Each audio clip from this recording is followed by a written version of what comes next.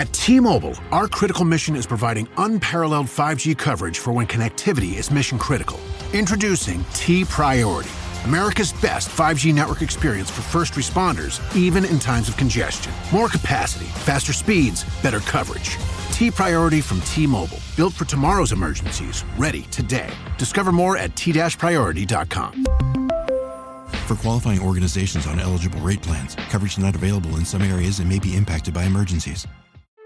At Patron, we craft our tequila using high-quality natural ingredients without additives. No sweeteners, no extracts, no secrets. In fact, Patron's secret ingredient is that we have no secret ingredients. Just 100% additive-free tequila, made with 100% Weber Blue Agave, water, and thyme. Patron, 100% additive-free tequila. Visit patrontequila.com to learn more. The perfect way to enjoy Patron is responsibly. Copyright 2025, imported by Patron Spirits Company, Coral Gables, Florida. Tequila 40% ABV.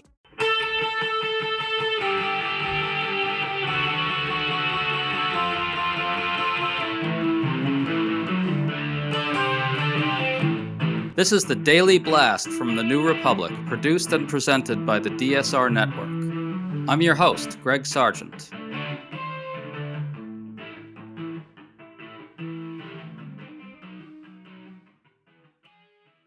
The knives are out for Defense Secretary Pete Hegseth. Politico reports that White House and Pentagon insiders are increasingly questioning Hegseth's judgment and see him as the culprit in the disastrous news that Trump's top advisors discussed war plans in an insecure chat, a scandal that continues to shake the administration. This comes as a poll finds that 74% of Americans see the leak as a serious problem, including 60% of Republicans. And here's another striking number. Only 42% of Republicans say the media is making too big a deal about the scandal, suggesting that MAGA's effort to blame the fake news for this fiasco is going belly up, even with GOP voters.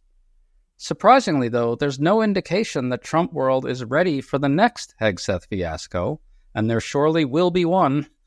We're talking about all this today with Jennifer Rubin, co-founder and editor-in-chief of the Contrarian Substack, who has a piece arguing that this scandal reveals the sheer arrogance and sense of untouchability that's consumed Trump and his team. Jen, thanks for coming back on. It's a pleasure. So this new Politico piece really gets at an undercovered aspect of the whole Signalgate scandal, which is the likelihood that things are going to get worse with Hegseth. As one person close to the White House puts it, quote, "What happens when Hegseth needs to manage a real crisis?"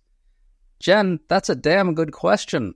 I mean, the immediate consequences of the Signalgate fiasco were somewhat limited, but it also revealed that Hegseth is completely incompetent, and that's not going away, which means much more serious screw-ups are coming. Your thoughts? Well, first of all, we don't know how limited it was because none of the participants on the call said, wait a second, what are we all doing on Signal? So that tells me that this was standard operating procedure over the past month or so, and goodness knows what else he discussed. One of the reasons that they are not cooperating and attempting to shift the blame to poor Jeffrey Goldberg, who uncovered the whole thing, is because they no doubt know that other conversations took place. So with that in mind, you're right. It's not just the way you handle the operation of your communication. It's everything else, and it's security in general, and it's his knowledge of the military, and it's his ability to interact well with his counterparts. Given this fiasco, we're already on thin ice with our allies in terms of intelligence sharing. Who in their right mind would give us anything to share, knowing that it could easily go out on a signal channel that might be intercepted, I don't know, in the Kremlin perhaps, where the president's envoy happened to be. So it's always the case that by putting a competent ideologue, someone with both personal and professional deficits in a position of grave importance, that you are rolling the dice. Not only Trump, but those Republicans who voted for this guy. Joni Ernst, really? Tom Tillis, really? These people went out on a limb on the assumption that, well, he won't be so bad or others will keep him in check. But we don't know that. And frankly, that's a dangerous proposition, hoping that the Secretary of Defense won't really be the Secretary of Defense and there'll be somebody else actually doing the job. It does seem like that was the calculation. Speaking of Republicans, Senator Kevin Cramer said that this mistake or fiasco is worth 2 strikes, basically saying you only have one more chance. Now, I don't take that too seriously as any kind of threat to act on the part of Republicans, but because they're never going to act. But what it does show is that Republicans are very sensitive to what you just said, which is that they're going to get on the hook for the things that go wrong now. I would think so. And we've actually seen Roger Wicker, who is no squish. He's a Republican from Mississippi, of all places, jointly request or demand, depending on how you look at it, a internal investigation at DOD. Now, it's not enough for the Defense Department to investigate itself, but it is some indication, as you put it, that no one is really buying this notion that it was the press's fault, or this isn't important, or this wasn't actually classified information. And by the way, Hegseth simply went out and lied repeatedly that there was nothing of consequence in the information that he showed. So what is that all about? Are we now simply going to assume that whenever he opens his mouth, lying is okay for the Secretary of Defense? Apparently that is the standard now. Apparently. One senior GOP official says to Politico the following about Hegseth. Privately, there is a lot of concern about his judgment. Trump allies are starting to notice that his mistakes are piling up on other fronts. And I think the key here is that this is now all fair game, right? Hegseth was the one who sent the migrants to Guantanamo. That's now been reversed. He's the one who screwed up in February by saying Ukraine is going to have to give up huge concessions to get peace, a big gift to Russia, which Hegseth then had to walk back. That's a pretty serious screw-up on Hegseth's part. What do you think? Listen, he's simply not qualified for the job. He never commanded anything bigger than a small nonprofit, which he didn't manage appropriately. So we shouldn't be surprised that he has no clue what he is doing. And this is combined with this tech bro kind of swagger and look at me and the rules don't apply to me. It's the same attitude you see throughout the Trump gang, throughout Doge and Elon Musk. They are simply so arrogant that they think no one else understands what's going on. And in fact, it's they who have no conception what government is all about. Whether it's Doge firing the people who are in charge of maintaining our nuclear stockpile, or whether it's this guy who is clearly out of his depth, or frankly, whether it's the president of the United States who didn't seem to know that 4 of our military personnel went missing in Europe. This is a avid display. You couldn't be more certain that these people are not interested in reforming government, making government better, reforming America. They are simply destroying functional government. They want to bring it all crashing down. They don't know what they're doing, and people are dying overseas in particular, now that we've cut off USAID, and other people will die. We've already seen immense economic harm, political harm, social harm that they're enacting, and they're simply on a search and destroy message. And that mission is search and destroy democracy and our functional federal government. Yeah, you got at that in your piece really well, I thought. This kind of bigger through line through everything that the Trump-Musk crew does. Arrogance, contempt for people and voters and their own supporters especially, and recklessness. The Doge cuts, as you say, are wildly destructive, almost proudly so. They're kind of proudly advertising how destructive this all is, and they're also indiscriminate. The Trump tariffs are also wreaking havoc already. The talk about annexing Canada and Greenland is insane.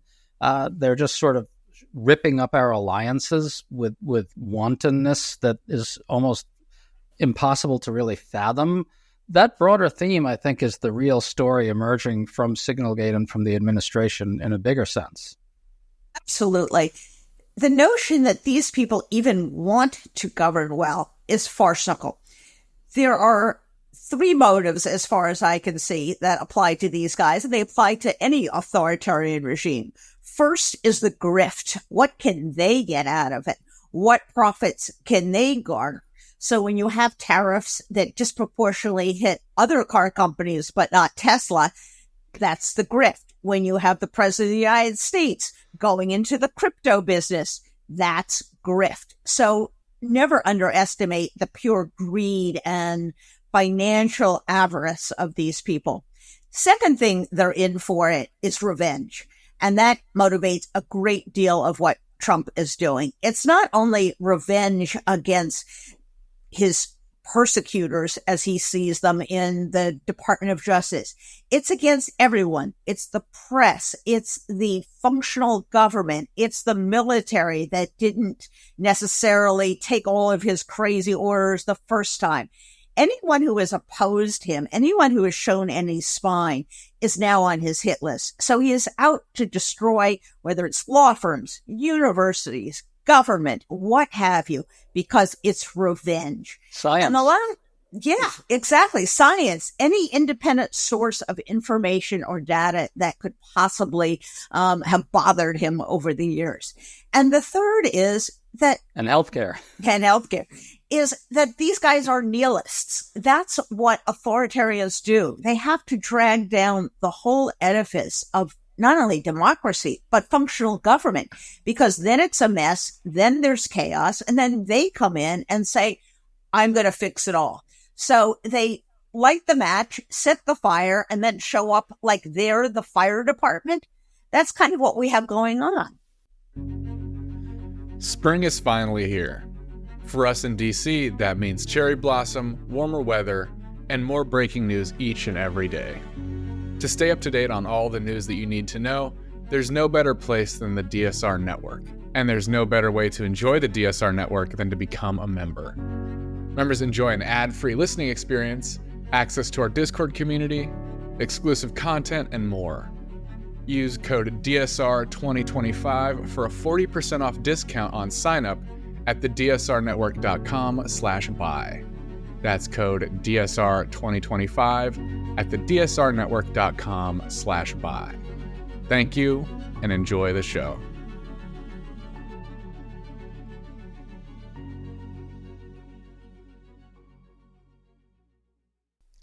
You know, I think this kind of hubris and arrogance is really contagious inside MAGA world. I want to bring up Secretary of State Marco Rubio, who you didn't discuss in the piece, but I think belongs in under the rubric of this theme here, because just the other day, Rubio was incredibly cavalier and contemptuous of the law in discussing the disappearances of these foreign students that are happening right now.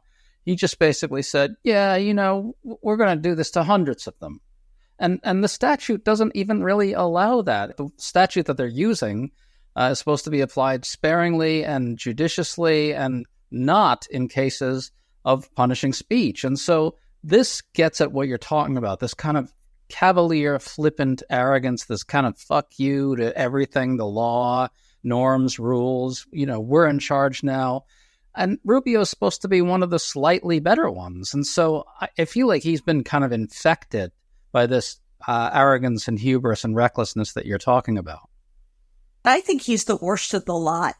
The rest of them are so stupid and so ignorant that they really don't get it. They're just playing a game, or they're following Trump, or they're trying to be with the cool kids. Rubio knows better. First of all, he was the chairman of the Senate Intelligence Committee. If anyone should know about preserving security, it's he, and he was on that same signal chain. He also has spent his entire life fighting communism, fighting oppression, fighting Cuba. You know what they do in Cuba? They disappear people and they throw them into a hellhole of jail. He has become the very thing that he has spent his entire career railing against. He used to be a great defender of Ukraine. Now he's instrumental in turning it over to Russia. So the glaring hypocrisy, the soullessness, the willingness to sell down the river, all of the distance, all of the freedoms, all of the besieged countries that he once defended is really beyond the pale. And I find him completely revolting. Like I say, I don't expect much more from Pete Hegseth. He's not bright. I don't expect more from a Tulsi Gabbard who is totally incompetent and unaware of what she's doing. But Marco Rubio knows better. And you could see that he knows better. Remember when he was slinking into the upholstery in the Oval Office during the Zelensky visit? He knows enough to be embarrassed. He just doesn't have the spine to do something, to say something, or for God's sake, quit. It's so true. By the way, he's also behind these deportations to the El Salvadoran gulag. And I want to go back to something you said about the statute for disappearing the students. The statute says that you have to show that they are undermining our national security, our foreign policy. Writing an op-ed is not undermining our foreign policy. And even holding a rally that I personally disagree with, I think is at odds with our value, doesn't undermine or threaten our national security. And the reason is this was a statute put in for things like spying, for things in the Cold War, where someone couldn't really prove maybe all of the crimes, but they knew they were undermining our national security in a very real sense. It was made for spies. It wasn't made to silence dissent. And the words are just shocking. They're not here to become social activists. What? Apparently they're supposed to check their First Amendment rights at the door. And in which case, why bother coming here? What kind of model are we for the world if the message to the world is come here and you'll be muzzled just like you were in your home country? This is Marco Rubio, and this is why he's so repugnant. It's absolutely awful because, again, this is someone who really knows better. He personally experienced some of this stuff. I suspect that most of those Democrats who voted to confirm him, you remember it was 99-0, are having second thoughts. And this, by the way, is an important thing. None of these guys should be graded on the curve simply because he's not as stupid and as incompetent as Pete Hegseth. Was no reason to vote for him. As soon as these people started acknowledging that they weren't going to follow the law, that they wouldn't promise to refuse an illegal order, that they would act on their convictions, that was the telltale sign. You confirm none of these people. And if every one of them was going to get through anyway because it was a 53-47 vote, fine. Then let the Republican Party take responsibility, sole responsibility for every single one of them. And here I think we have to come back to the Senate. It's not just Trump. It's not just these individual people.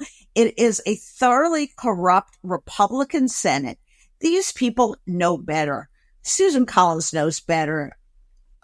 Tom Tillis knows better. Roger Wicker knows better. Many of them do. We're not talking about the Marshall Blackburns here. We're talking about people who have been in the Senate, who have behaved somewhat responsibly over the years, maybe don't have the policy preferences you and I do, but nevertheless are grown-ups.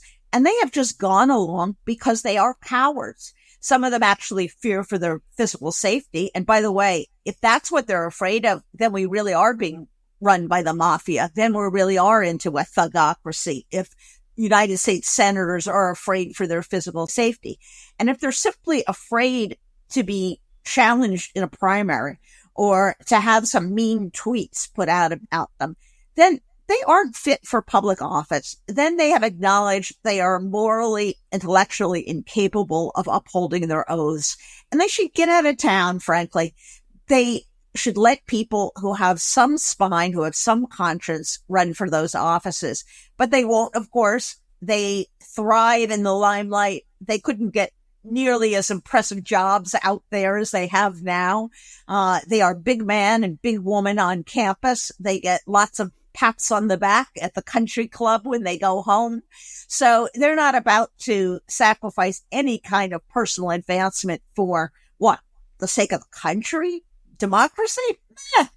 They'll just go along.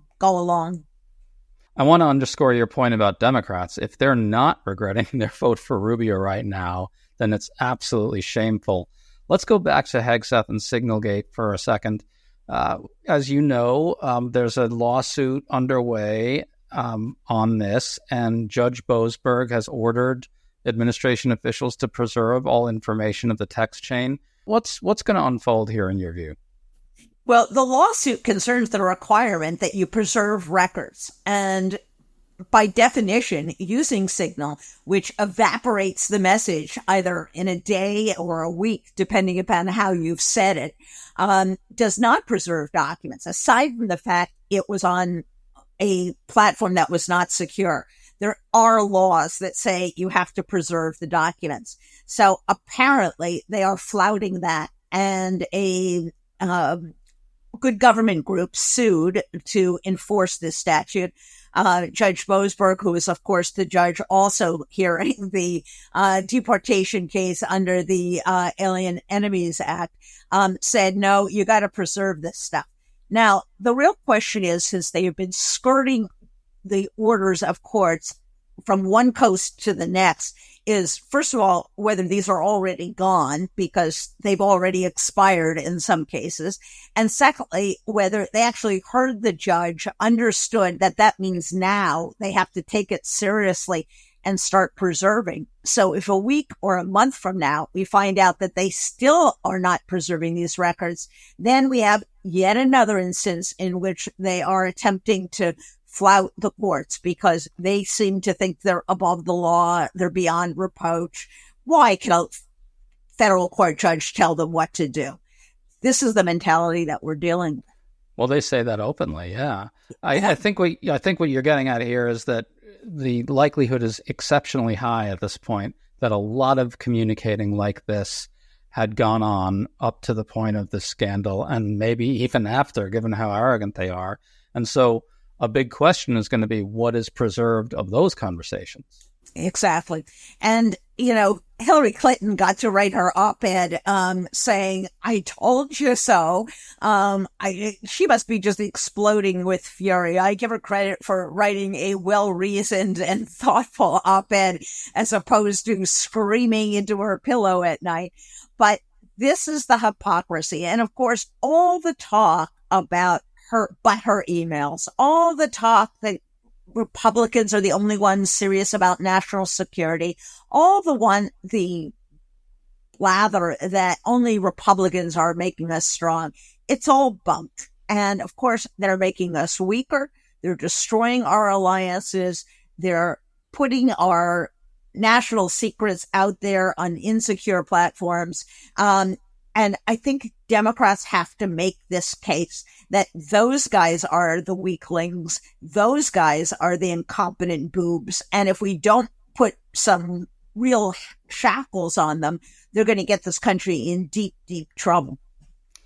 I think that's a good strategy for Democrats in the midterms. We're starting to see it. And I expect that once bigger mistakes start coming along, the case will be even easier to make. I just want to try to go big picture and get at this. I think what this all shows is that there are kind of limits to a damage control strategy that's entirely about appealing to the audience of one and nothing else. Hegseth has tried to adopt the familiar never admit error posture that everyone around Trump knows he wants. Hegseth lashed out furiously at the media, also something Trump wants. But the facts about Hegseth's incompetence are so overwhelming that they just render all these defenses ineffective. There's even a limit on how far it can work with Trump himself. And this is what I want to ask you. Once things start reflecting badly on Trump, which this fiasco really is doing now, that takes precedence over everything. What do you think's going on in Trump's head right now over this? How much longer can Hegseth last? Well, I bet he is torn because on one hand, he doesn't want to be seen, as he puts it, giving a head to the media. In other words, admitting that the media caught them and they did something wrong. On the other hand, you're exactly right. By keeping him there, Trump's error is therefore mishandling national security. Oh, how strange it is that the guy who took documents and stuck them in his bathroom at Mar-a-Lago would be careless with national security. Hello. But be that as it may, at some point he has to decide who he's going to throw under the bus. And it's interesting. He was much more willing to do that in the first term. He threw people under the bus constantly. And remember the old adage, I barely knew the guy. He was just delivering coffee. He disowned these people. And instead, he's owning these people, which I don't think ultimately is going to benefit him. But you raise an interesting point about the old habits that the MAGA folks. First, you deny. Second, you blame the media. 3, you say it's a witch hunt. We've gone through all of these. But there's a point at which reality does matter. It matters if you've lost your job. It matters if the farmers' crops are not being purchased by USAID. You can't conceal it all when the effects are patently obvious. When you next go to the car lot and say, why is this car $6,000 or $7,000 more than it was last week? The car dealer is going to tell you. And the other thing that doesn't lie are the markets. And you see the stock market going down. Consumer sentiment is really crashing. And today you see, again, elevated inflation. So the economy matters. Things matter, and lying and screaming and subterfuge and distraction only matters so much. And by the way, that's why I think after some of the worst of the Signalgate came out, he started throwing out by the fistful new edicts. He was going to make a deal with Skadden Arps. He's going to unleash Vance on the Smithsonian to take away anti-American signage or something. Also the zoo, because the animals apparently are too woke at the National Zoo. This is how stupid this is. And on a much more serious level, trying to ruin and throw out all of the government federal employee unions, which is patently illegal. So there is a sign that at some level they get that they've screwed up pretty big. So they're just going through the litany of their, go-to moves, distract, new shiny arguments, yell at the press, blame someone else, make bizarre statements on other things, hoping the media will scamper after that. But at some point you come back to the reality, and that is these guys are playing fast and loose with the lives of American service people and the national security of the United States. Look, the bottom line here, and I think this is what you're getting at, is that Trump's magical lying and distraction powers aren't limitless. His magical Sharpie can't scratch out literally everything. Jennifer Rubin, it's always a great pleasure to talk to you. Thanks so much for coming on. Always a delight, Greg. Happy to be here. You've been listening to The Daily Blast with me, your host, Greg Sargent. The Daily Blast is a New Republic podcast and is produced by Riley Fessler and the DSR Network.